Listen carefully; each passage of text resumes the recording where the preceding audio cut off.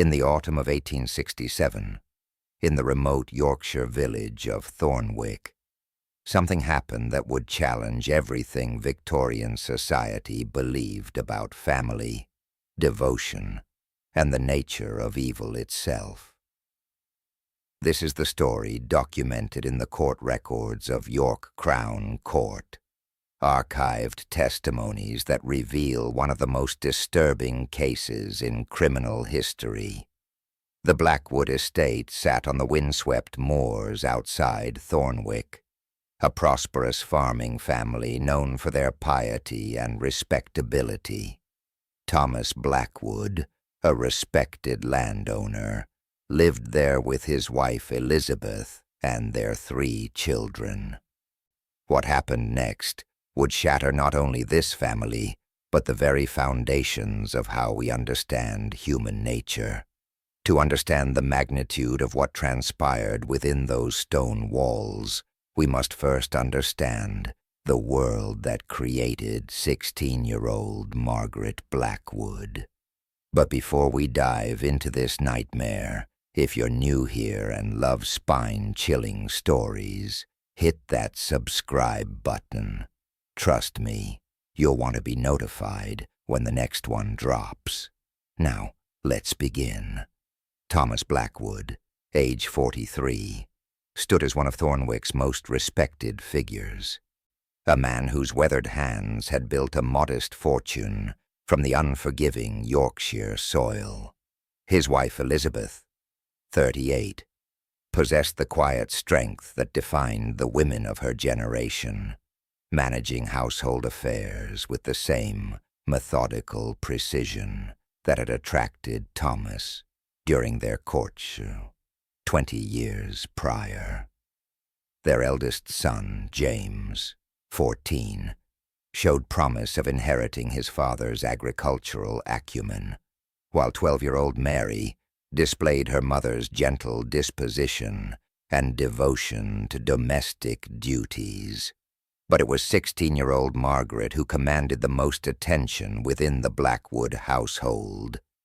A girl whose unusual maturity and unwavering dedication to family welfare had earned her a reputation throughout the village as the perfect daughter.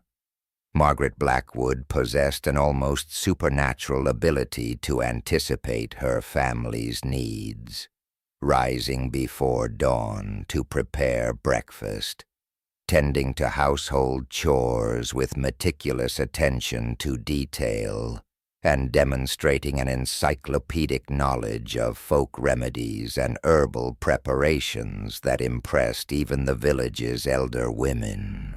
Her pale blue eyes, framed by auburn hair typically bound in a severe bun, seemed to observe everything with an intensity that some found unsettling, though most attributed this to her serious nature and deep sense of responsibility. The girl had taken upon herself the role of family caretaker, a position that granted her unusual authority over meal preparation, medicine administration, and the general welfare of every family member. Thomas often remarked to neighbors that Margaret possessed wisdom beyond her years, particularly in matters of health and healing, skills she claimed to have learned from her maternal grandmother's journals. Elizabeth frequently praised her daughter's devotion, noting how Margaret would sit vigil through minor illnesses, preparing special broths and herbal teas with recipes she guarded jealously, claiming they were family secrets passed down through generations. The household routine revolved around Margaret's careful orchestration, from the morning meals she prepared with scientific precision to the evening tisanes she brewed for each family member's particular constitution. Neighbors occasionally observed Margaret in the family garden, cultivating herbs with an almost ritualistic attention to detail.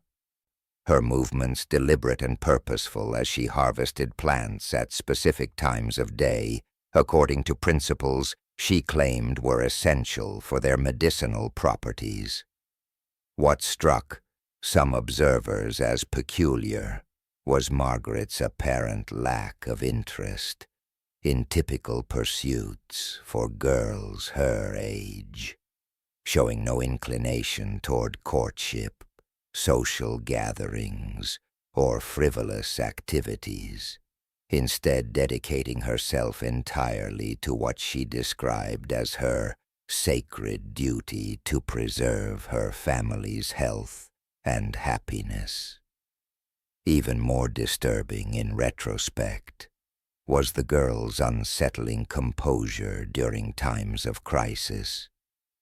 Her ability to remain perfectly calm while others panicked, and the strange satisfaction that seemed to flicker across her features whenever she was most needed. On October 15th, 1867, Thomas Blackwood awoke before dawn with what he initially dismissed as indigestion, a common enough ailment for a man who had spent decades consuming the heavy, practical meals of rural Yorkshire. But what began as mild discomfort in his stomach rapidly escalated into something far more sinister, a cascade of symptoms that would baffle the local medical establishment and mark the beginning of the Blackwood family's descent into horror.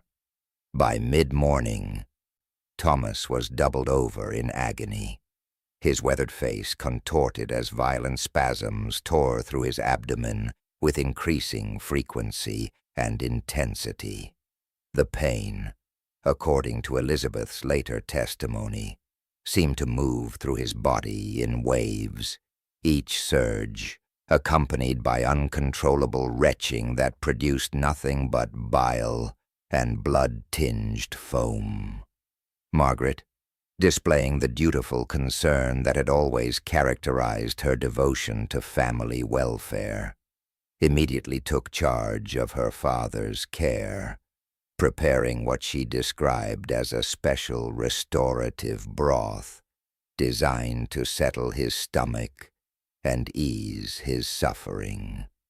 Throughout the day, as Thomas's condition deteriorated with alarming rapidity, Margaret maintained an almost supernatural calm, moving between kitchen and sick room with the efficiency of a trained nurse, administering carefully measured doses of herbal remedies and monitoring his symptoms with clinical detachment. The family's physician, Dr. Whitmore, arrived that evening to find Thomas in the grip of violent convulsions, his body racked by spasms that seemed to originate from his very core, muscles contracting with such force that Elizabeth and James were required to hold him down while Margaret continued her ministrations. Even more disturbing was the peculiar nature of Thomas's symptoms, which seemed to follow no pattern recognized by contemporary medical knowledge, manifesting as a combination of digestive distress, neurological dysfunction, and progressive weakness that Dr. Whitmore later described as unprecedented in my 30 years of practice. Throughout the night, Margaret never left her father's bedside, offering sips of her specially prepared tea and applying cold compresses with the tenderness of a devoted daughter, her pale eyes reflecting nothing but genuine concern and filial love. Thomas Blackwood died at dawn on October 16th. Exactly 24 hours after the first symptoms appeared, his final moments marked by a series of convulsions so violent that they left bruises on his arms from Margaret's attempts to restrain him. Dr. Whitmore, unable to identify any definitive cause of death, and noting the rapid progression of symptoms, ultimately recorded Thomas's demise as resulting from acute gastric distress of unknown origin, a diagnosis that satisfied neither the family nor the growing number of villagers who had witnessed the inexplicable swiftness of his decline. Margaret's grief appeared entirely appropriate to the circumstances, marked by quiet tears and a dignified composure that impressed all who observed her during the funeral arrangements, though some later recalled an almost imperceptible satisfaction in her manner whenever neighbors praised her devoted care during her father's final hours. 3 weeks after Thomas Blackwood's funeral, on November 7th, 1867, Elizabeth Blackwood awoke with the same inexplicable stomach distress that had claimed her husband, a coincidence so remarkable that it would later be described by investigating authorities as either the cruelest twist of fate or something far more sinister.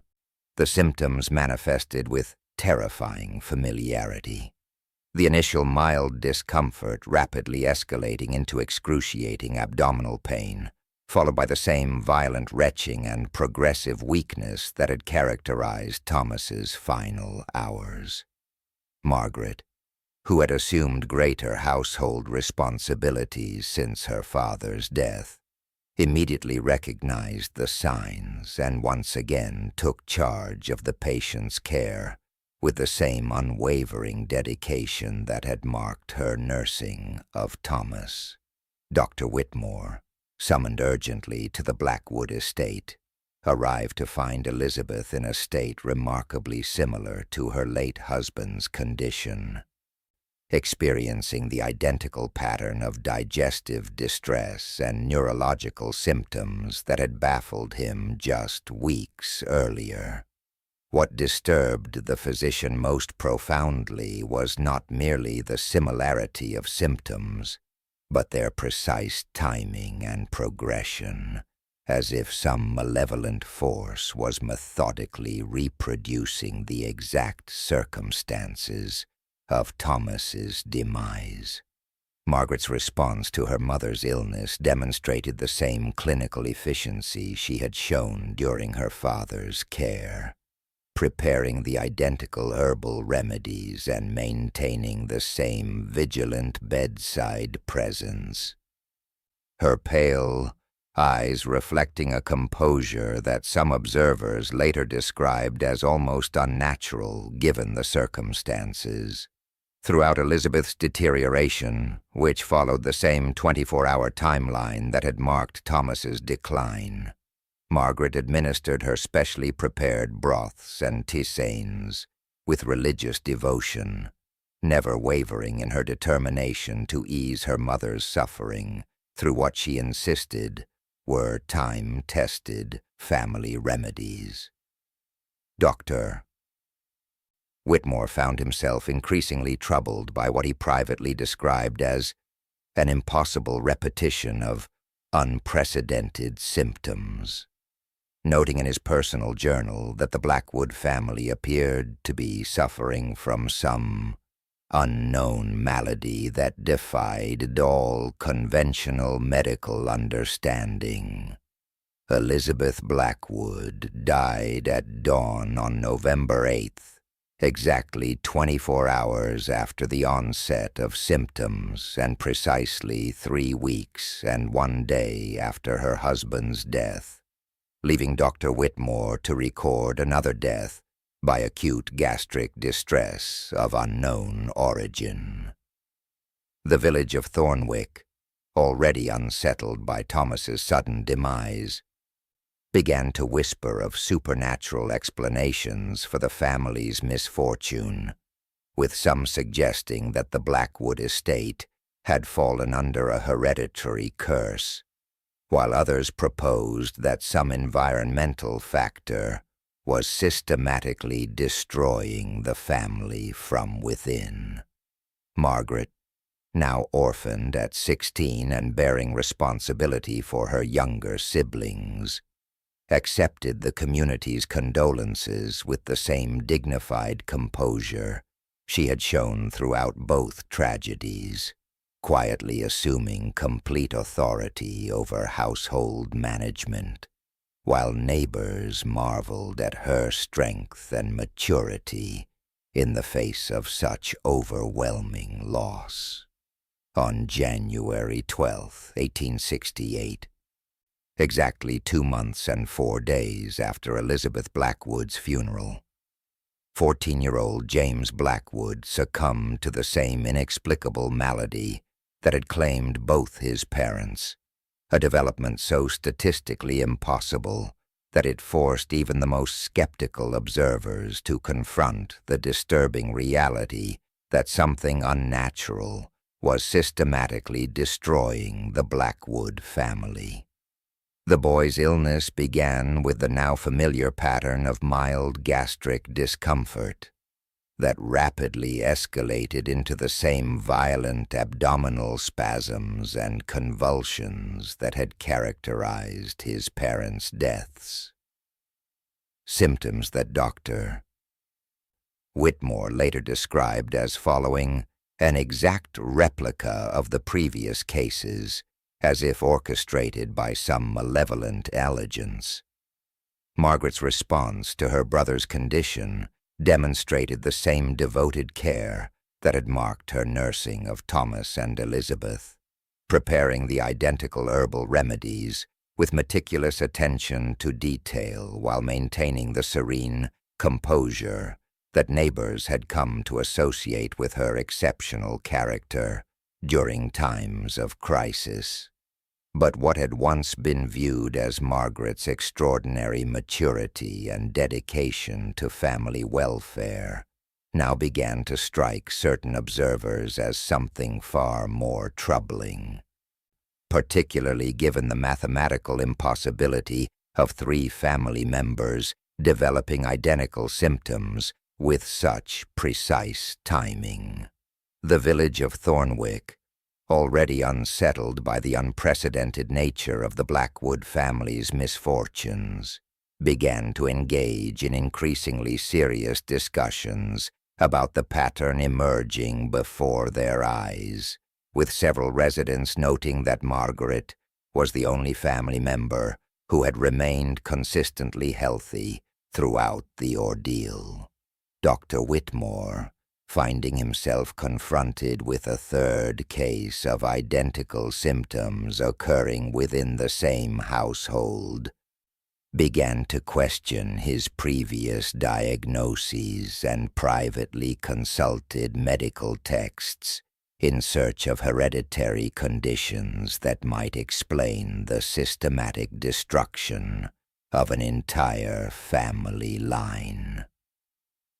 During James's final hours, which followed the same 24-hour progression that had marked his parents' deaths, Margaret maintained her vigil with the same clinical efficiency she had demonstrated during the previous illnesses, administering measured doses of her specially prepared remedies while documenting his symptoms with an attention to detail that impressed even Dr. Whitmore.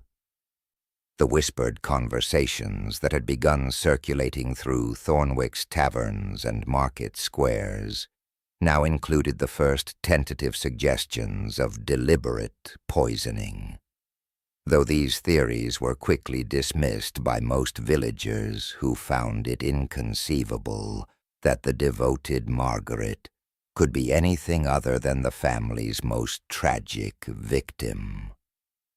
Local magistrate William Hartwell, who had attended James's funeral and observed the growing pattern of deaths within the Blackwood household, quietly began making informal inquiries about the circumstances surrounding each death, though his investigation remained discreet out of respect for Margaret's apparent grief and the community's sympathy for her plight. James Blackwood died on January 13th, 1868, leaving 16-year-old Margaret as the sole guardian of 12-year-old Mary, a responsibility that the community viewed as both tragic and noble, though a growing number of observers began to note the peculiar timing that had left Margaret as the family's sole surviving beneficiary and decision-maker.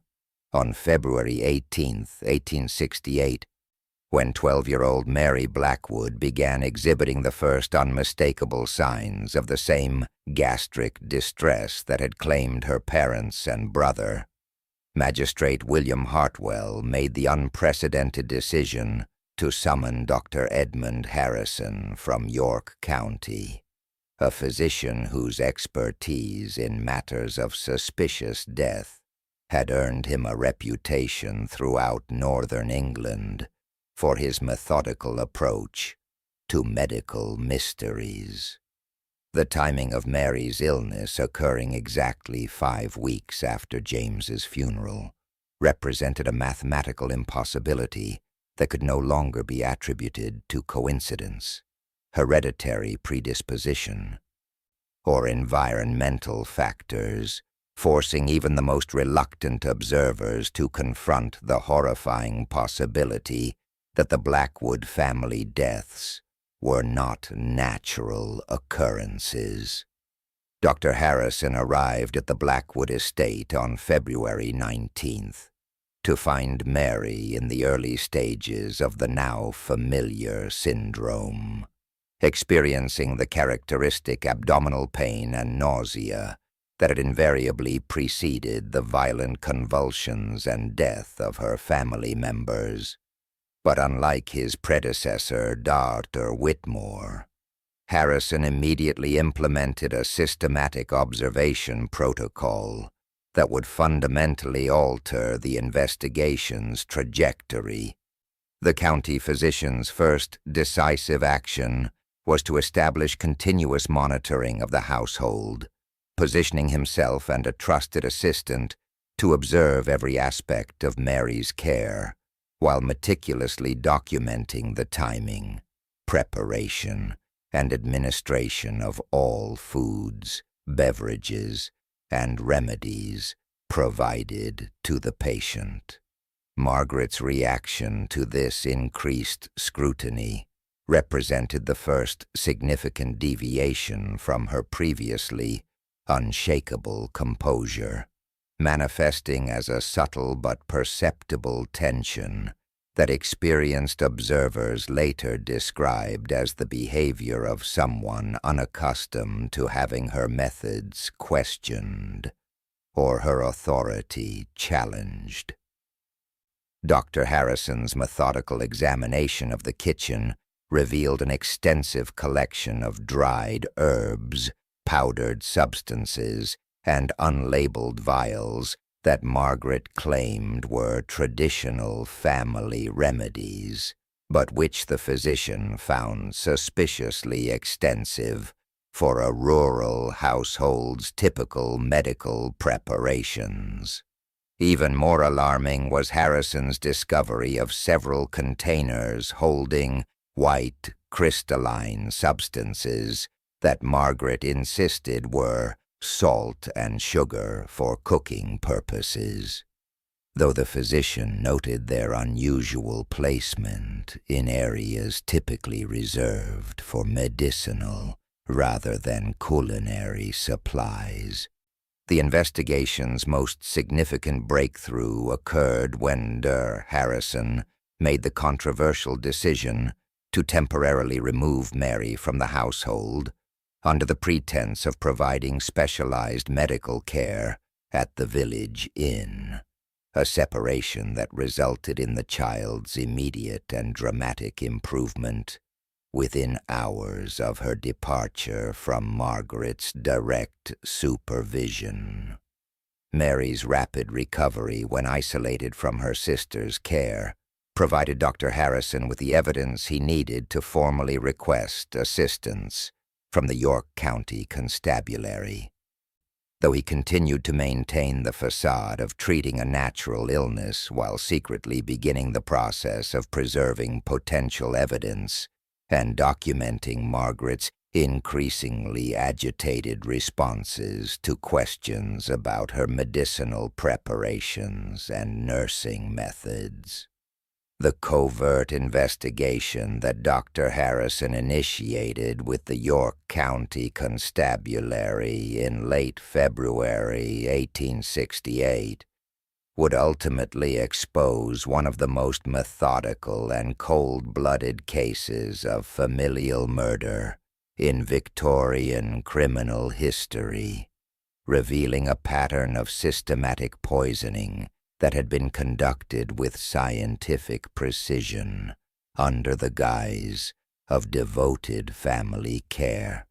Constable Robert Fielding, working under Harrison's guidance, began conducting discreet searches of the Blackwood estate, while Margaret believed she remained above suspicion, focusing particularly on areas where she stored her extensive collection of medicinal herbs and household remedies. The breakthrough came on March 3, 1868, when Fielding discovered a small leather pouch concealed beneath loose floorboards in Margaret's bedroom, containing approximately 2 ounces of white arsenic powder wrapped in oiled cloth, along with a detailed journal documenting what could only be described as experimental notes on dosage, timing, and the progressive effects of arsenic administration on human subjects.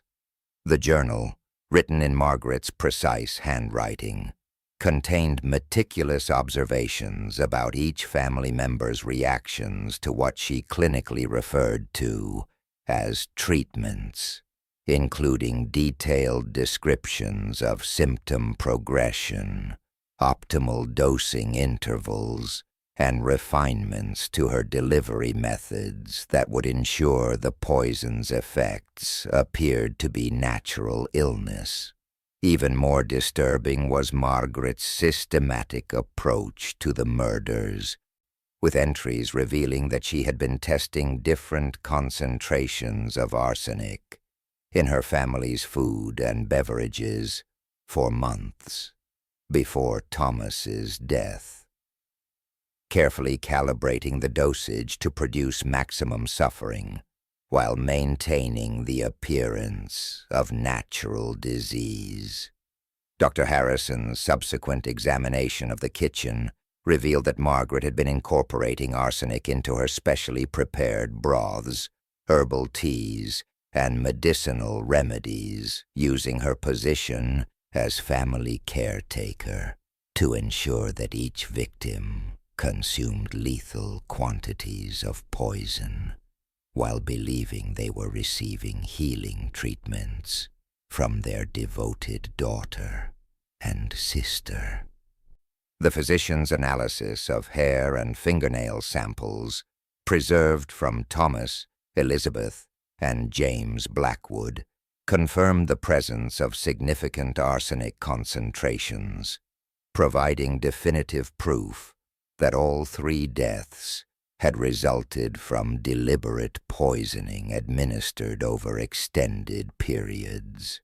When confronted with this evidence on March 5, 1868, Margaret's composure finally cracked, revealing beneath her mask of filial devotion a calculating intelligence that had orchestrated her family's destruction with the methodical precision of a natural philosopher conducting laboratory experiments.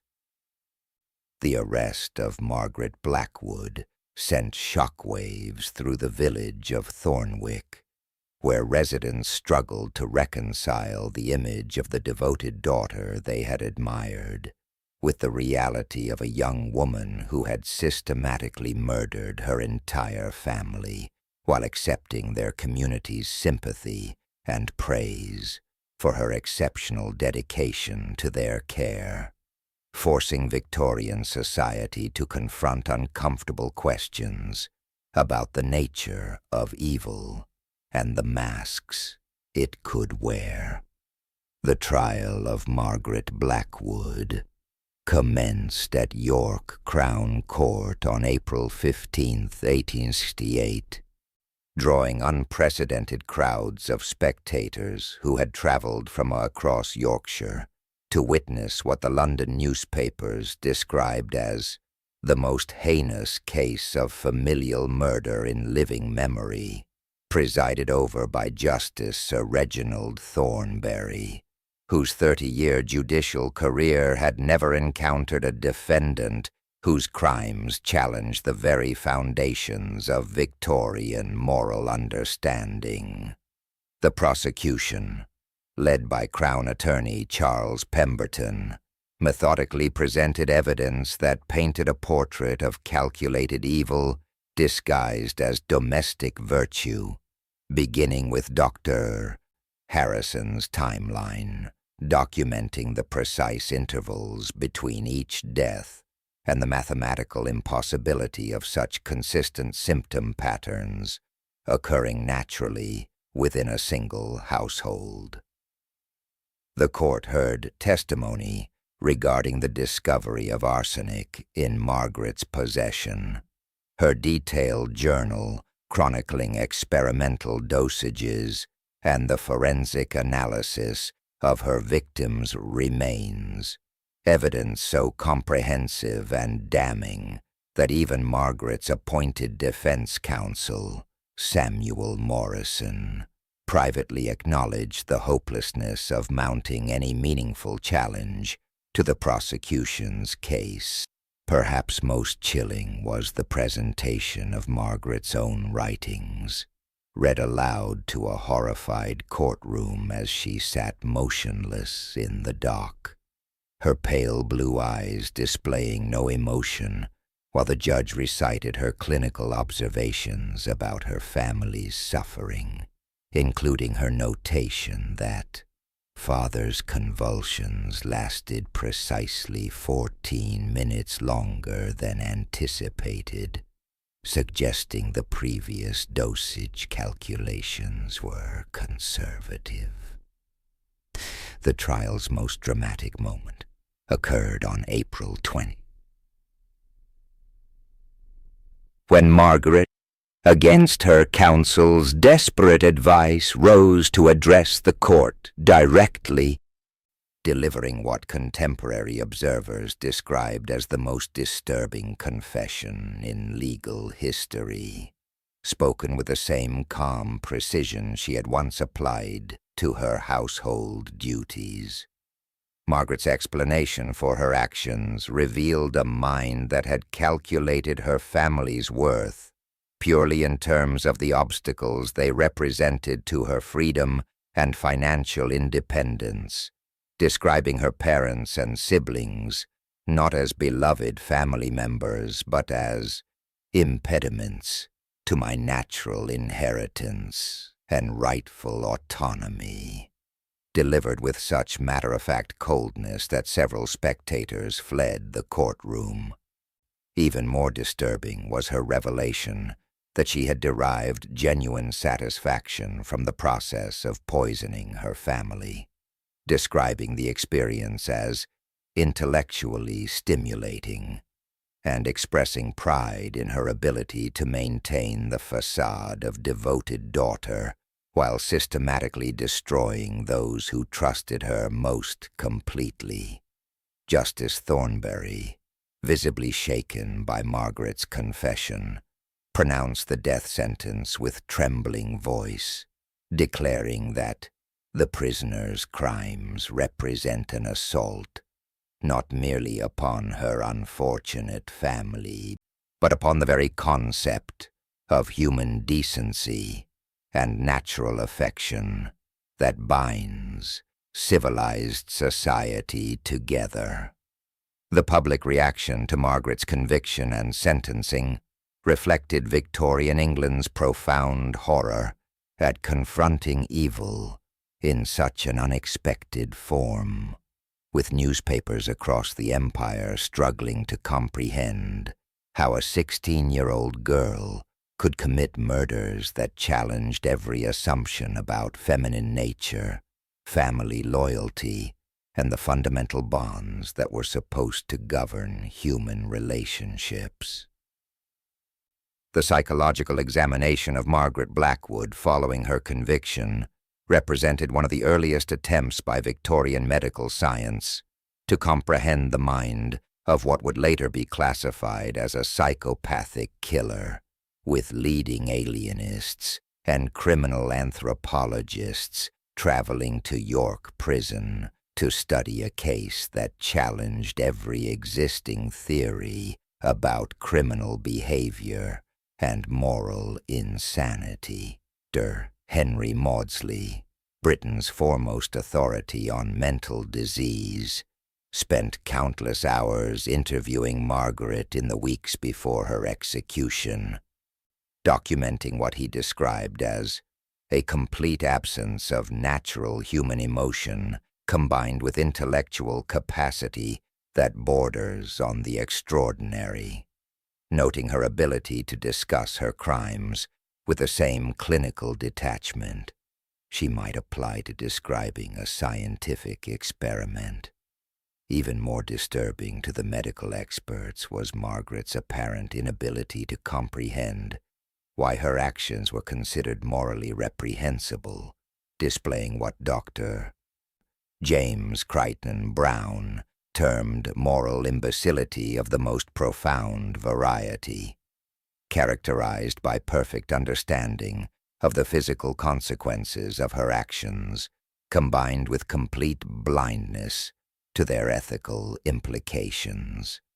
During these interviews, Margaret provided chillingly matter-of-fact descriptions of her methodology, explaining that she had chosen arsenic because it produces symptoms that physicians readily attribute to natural causes, and describing her decision to space the murders across several months as necessary to avoid suspicion while maximizing the inheritance benefits.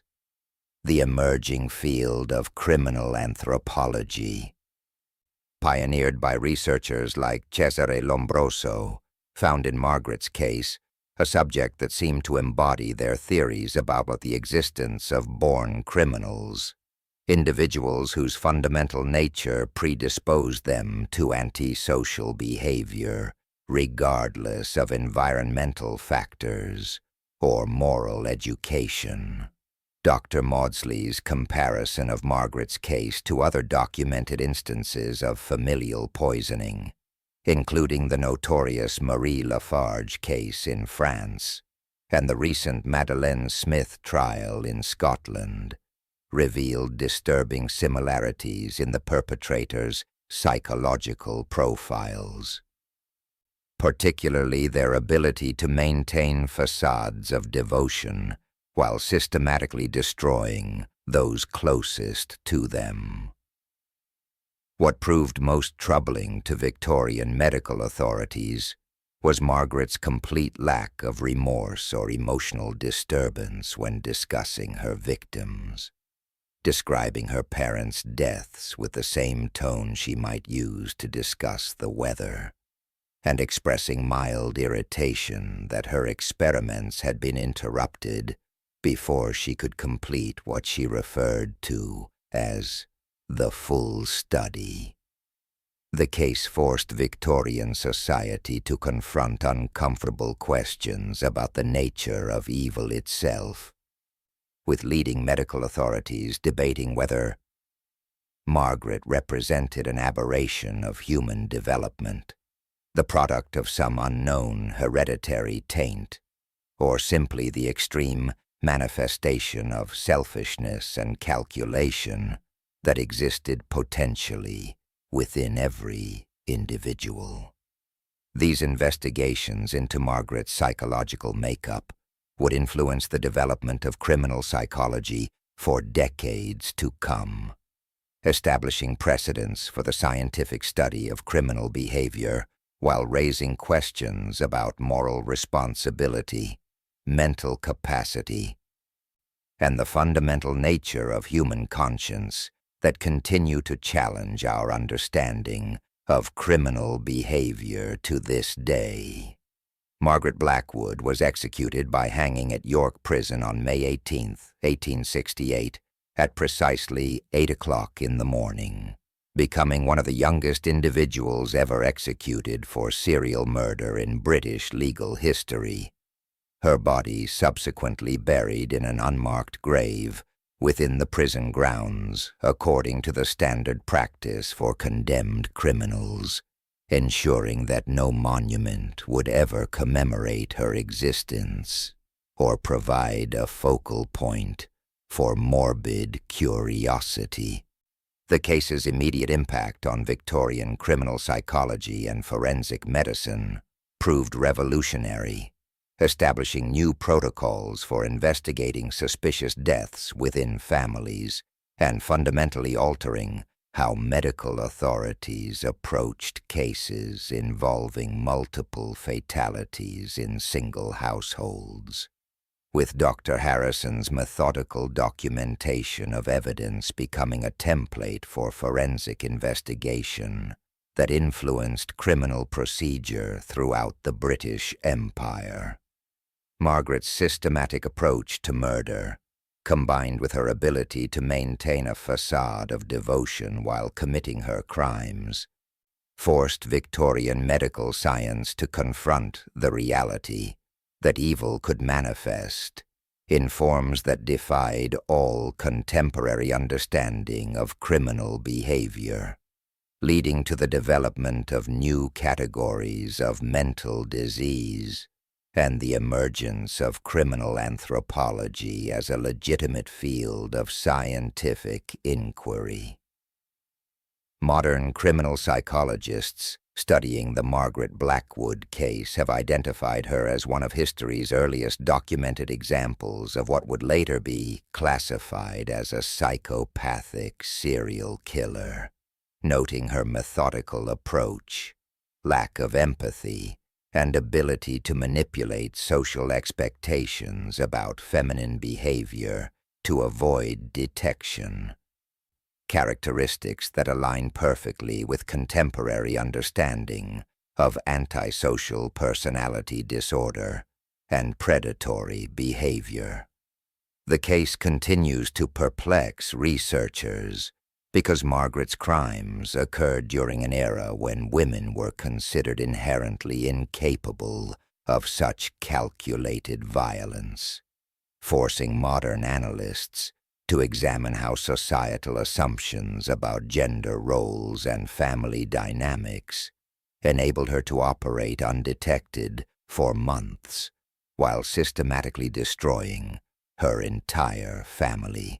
Even more disturbing to contemporary criminal psychologists is the realization that Margaret's youth and apparent normalcy prior to her crimes suggest that the capacity for such calculated evil can emerge without obvious warning signs or traumatic triggers, challenging fundamental assumptions about the development of criminal behavior and the effectiveness of early intervention strategies.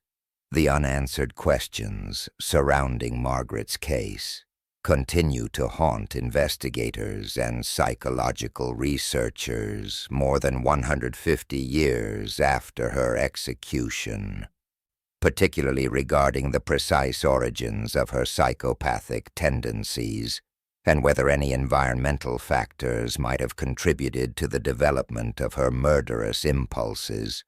Questions that remain relevant to modern efforts to understand and prevent similar crimes.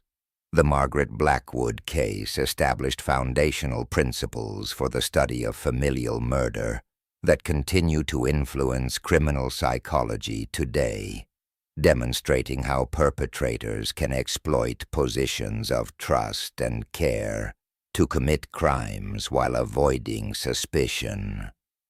Patterns that modern investigators recognize in contemporary cases of family annihilation and serial killing within domestic settings, ensuring that Margaret's legacy continues to inform our understanding of humanity's darkest possibilities.